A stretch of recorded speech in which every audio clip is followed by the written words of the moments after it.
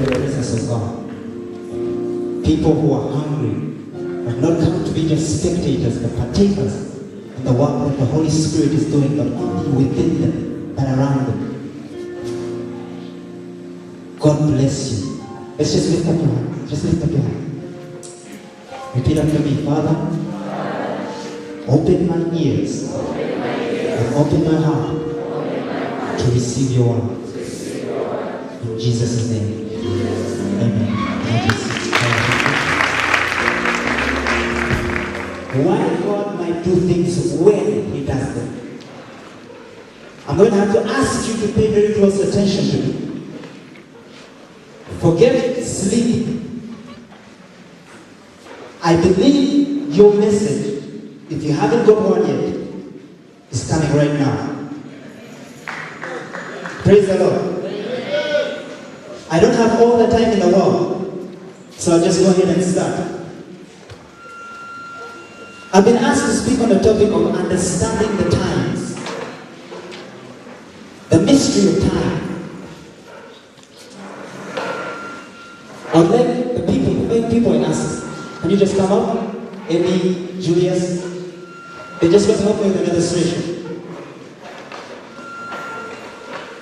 Alright? I ask 5 people. Just come up very quickly. Stand like that. This Bible reading, even if you're not, you've probably had people say that God, He surrounds Himself in mystery. And the reason why I believe that is so that anybody who wants an intimate, more personal relationship with God must purposely get closer. The Bible says, draw near to Him, and He will draw near to you. That's the basis of every single relationship we have here on earth. Having said that, it is then impossible for any human being to have an intimate, more personal relationship with God by accident. You cannot stumble upon knowing the ways of God. You must purposely get closer. Praise the Lord. There are a number of mysteries mentioned in the Bible. Believe it or not, most of them found within the book of Genesis that are difficult to answer. Mysteries that for hundreds of years have baffled philosophers, scholars, teachers, reverends. I'll mention just 5 of them to bring my point across. Number 1, in the book of Genesis, were there 7 literal days of creation, or was each day more than that? Number 2, where was the Garden of Eden and what happened to it?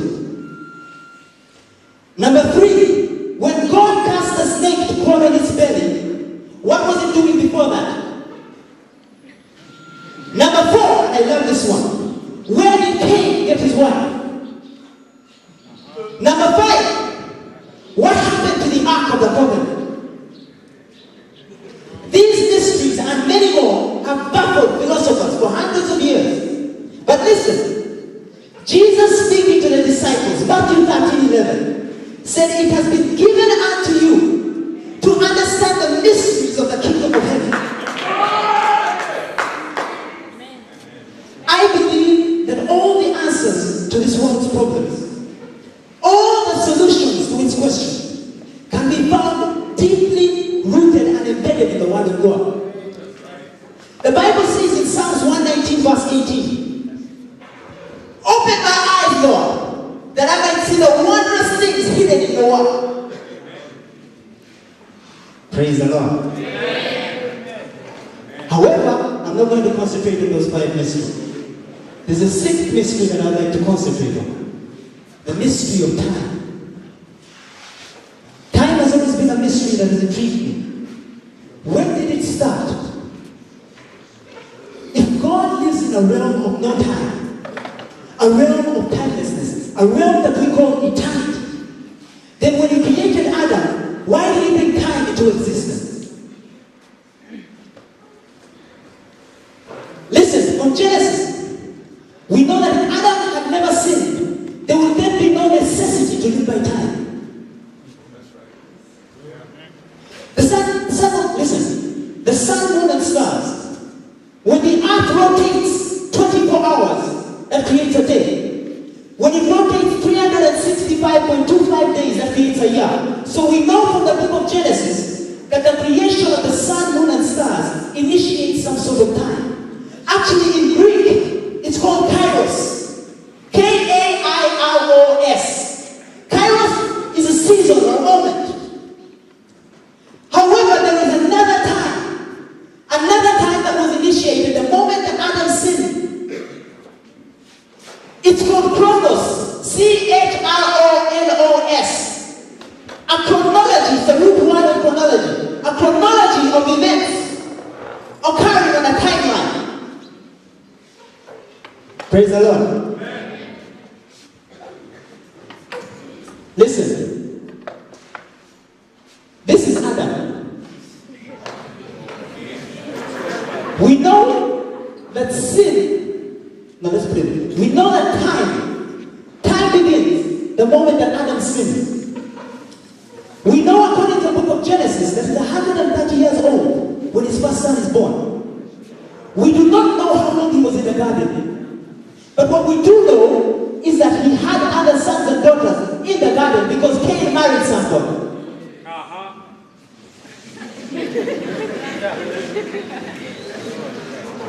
You assume that, wait a minute, Cain killed Abel, Seth was born, Cain left and married somebody. Who was that somebody? Well, according to Jewish history, listen, there were 33 children born in the Garden of Eden, but that's another story. So this is Adam. This is how we live. We live on what I call horizontal time. I cannot, if I take a step into the future, if I say or do something in that moment, whether it's 10 minutes or an hour, I cannot literally turn back and undo what I've said or done, except through repentance. Amen. Praise the Lord. God, this is what God has done. He has put a series of events on his timeline. And it ends in eternity. Eternity in the Bible is when the great white throne has a part, the judgment. And the new Jerusalem comes down, and we step into what the Bible refers to as timelessness. Are you with me? But listen, God, I'm sorry, I study a lot, but it's good to study the Word of God. God has marked an event. He marks a flood 1,658 years after Adam. He then marks, he calls a nation through Abraham 1,948 years after Adam. He then, right here in the middle, there are a series of events that happen. But here is an event that eclipses any other event. The crucifixion. Are you with me? I'm not losing anyone. The crucifixion. Here, listen, it was a set time. Nothing just happened. The Bible says in Romans 5:6, for Christ came at the appointed time. This was appointed. Never before in history has there been a time where people before it looked to it for hope, and people after it looked back on it for hope. Praise the Lord. Now, all of a sudden, there's an event here that occurs that defies all time laws. The Bible refers to it as the coming of the Lord in what we call the rapture. The Bible says, in a moment, in a twinkling of an eye, in a moment, by the way, Greek is atomos, an atomic second. There's a time coming when all humanity, from the time of Adam, is moving forward. And all of a sudden, time stops. And people who are in Christ step into eternity. Yes.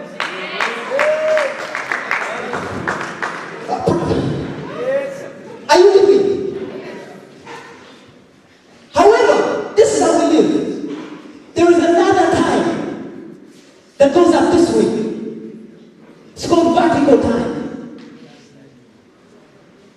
Let me explain to you 5 minutes whatever time is. The Bible talks about joy. Joy exceeding. Joy unspeakable. Talks about little faith. Faith, great faith, exceedingly great faith. I'm going to use an analogy of Jacob's ladder. The Bible says in Genesis chapter 28 that Jacob was asleep. He put his head on a rock.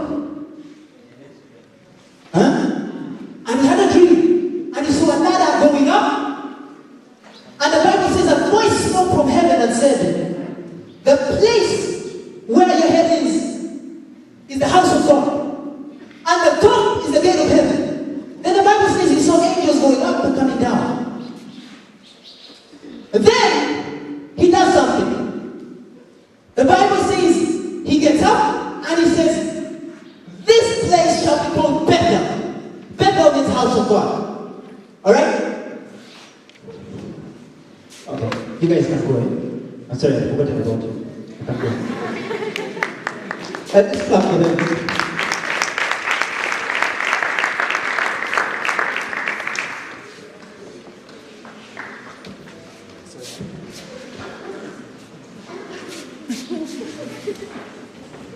Alright.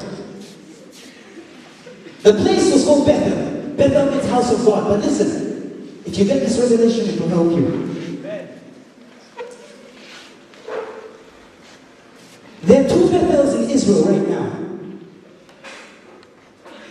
The first Bethel is in a place just near the Mount of Olives. The second Bethel is the exact same place where Solomon built his temple. Now listen to this. What is strange is that God calls the place where he's putting his head, where Jacob is putting his head, the house of God. But there is no house of God. So he's seeing into the future. Solomon didn't just build a temple anywhere. Are you with me? The Bible says in Genesis 22 verse 2,